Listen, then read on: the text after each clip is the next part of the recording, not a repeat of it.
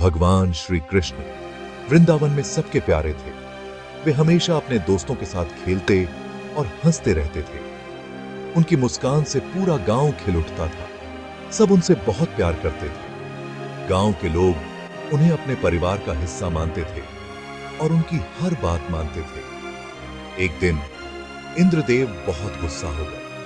उन्हें लगा कि लोग उनकी पूजा करना भूल गए हैं और श्री कृष्ण की पूजा में लगे हैं। उन्होंने वृंदावन में बहुत तेज बारिश कर दी। सब लोग डर गए। बारिश इतनी तेज थी कि गांव के लोग अपने घरों से बाहर नहीं निकल पा रहे थे। तब श्री कृष्ण ने अपनी छोटी उंगली पे गोवर्धन पर्वत उठा लिया। यह देखकर सब लोग हैरान रह गए। सब लोग पहाड़ के नीचे सुरक्षित आ गए। वे श्री कृष्ण की इस अद्भुत शक्ति को देखकर बहुत खुश हुए। यह देखकर इंद्रदेव को अपनी गलती का एहसास हुआ। उन्होंने समझा कि श्री कृष्ण वास्तव में एक महान देवता है। उन्होंने श्री कृष्ण से माफी मांगी। वे अपने किए पर बहुत पछता रहे थे। श्री कृष्ण ने सबको माफ कर दिया। उन्होंने इंद्रदेव को भी क्षमा कर दिया और सबको प्रेम और शांति का संदेश दिया। कहते हैं, पहाड़ उठाने से पहले श्री कृष्ण की उंगलियों में बात हुई। एक दिन जब गोवर्धन पर्वत को उठाने का समय आया, श्री कृष्ण ने अपनी उंगलियों से परामर्श किया। तर्जनी बोली, प्रभु मुझे चुनो। मैं सबसे स्ट्रांग हूं।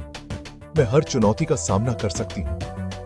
मध्यमा ने कहा, नहीं प्रभु, मैं सबसे लंबी हूं। मैं ये कर सकती हूं। मेरी लंबाई और शक्ति से हम इस कार्य को आसानी से पूरा कर सकते हैं। अनामिका बोली, मेरे पे तो आप अंगूठी पहनते हैं प्रभु। मुझे ये गौरव दो। मैं आपकी सबसे प्रिय हूं और इस कार्य के लिए सबसे उपयुक्त हूं। लेकिन श्री कृष्ण मुस्कुराते रहे। सब उंगलियां देख रही थीं। वे जानना चाहती थीं कि प्रभु किसे चुनेंगे। श्री कृष्ण ने अपनी छोटी उंगली की ओर देखा और कहा, तुम ही इस कार्य के लिए सबसे उपयुक्त हो। और फिर छोटी उंगली ने गोवर्धन पर्वत को उठा लिया। आखिर में श्री कृष्ण ने अपनी छोटी उंगली को चुना। सब उंगलियां हैरान रह गईं। छोटी उंगली ने कहा, प्रभु मैं तो सबसे छोटी और कमजोर हूं। श्री कृष्ण ने कहा, तुम सच कहती हो, लेकिन ईगो से काम नहीं चलेगा। यह काम ह्यूमिलिटी से होगा। छोटी उंगली ने विनम्रता से गोवर्धन पर्वत उठा लिया। यह एक अद्भुत दृश्य था जो हमें सिखाता है कि सच्ची शक्ति दिखावे में नहीं, बल्कि विनम्रता में होती है। श्री कृष्ण ने दिखाया कि असली ताकत अहंकार में नहीं, विनम्रता में होती है। जब हम अपने अहंकार को त्याग देते हैं, तभी हम अपनी सच्ची क्षमता को पहचान पाते हैं। जो खुद को छोटा समझता है, वही बड़ा होता है। विनम्रता हमें दूसरों के प्रति संवेदनशील बनाती है और हमें सच्ची महानता की ओर ले जाती है। अहंकार इंसान को अंधा बना देता है।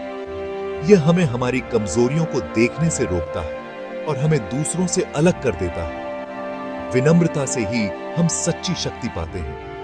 यह हमें अपने भीतर की शक्ति को पहचानने और उसे सही दिशा में उपयोग करने की प्रेरणा देती है।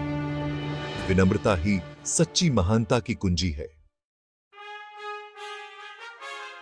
आज भी हम गोवर्धन पूजा करते हैं।